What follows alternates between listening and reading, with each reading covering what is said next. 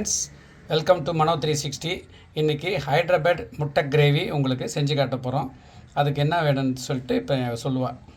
வெங்காயம் அரிஞ்சு வச்சுருக்கேங்க. பெருசாக இதுவாக தான் அரிஞ்சு வச்சுருக்கேன். ஏன்னா அரைச்சிட போகிறோம். சரி. ஒரு 4 பச்சை மிளகா வச்சுருக்கேன். இதெல்லாம் அரைச்சிக்குவோம் நம்ம.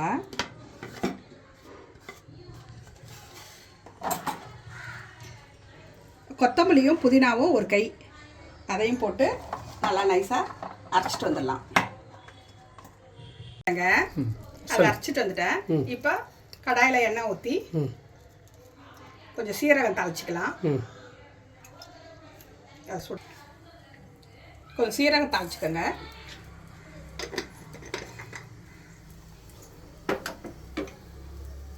பொரிஞ்ச உடனேங்க இந்த பேஸ்ட் அரைச்சி வச்சுக்கோங்க. நம்ம அதை ஃபுல்லாக போட்டுக்கணும். வெங்காயம், பச்சை மிளகா, புதினா, கொத்தமல்லி அரைச்சி வச்சோங்க. அந்த பேஸ்ட்டை அப்படியே போட்டுக்கணும்.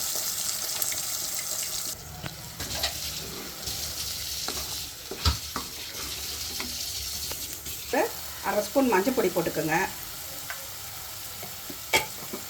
1 ஸ்பூன் போட்டுக்கோங்க. தனியாத்தூள் 1 ஸ்பூன் போட்டுக்கலாம். அப்புறமா சீரகத்தூள் 1/2 ஸ்பூன் போட்டுக்கலாம்.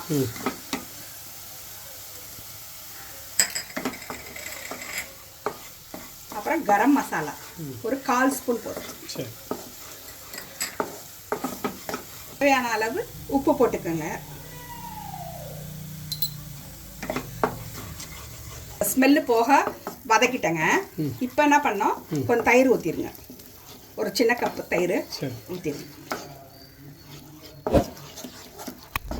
இந்த மிக்ஸி இது பண்ண தண்ணி இருக்குது, அது 1 கப்பு இருக்குது, அதை ஊற்றிக்கலாம்.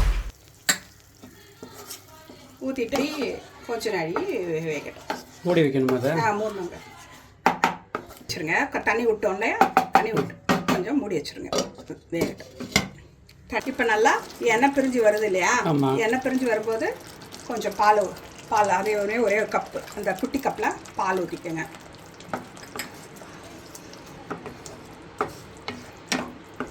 இப்போ நம்ம முட்டை 4 முட்டை எடுத்துருக்கோம், அரிஞ்சு வச்சுருக்கோம், வேக வச்சு வச்சுருக்கோம்.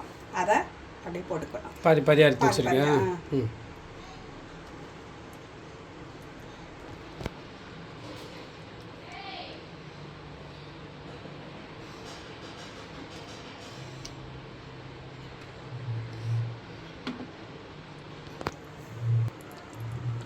இப்போ மிளகுத்தூள் கொஞ்சம் போட்டுக்கோங்க.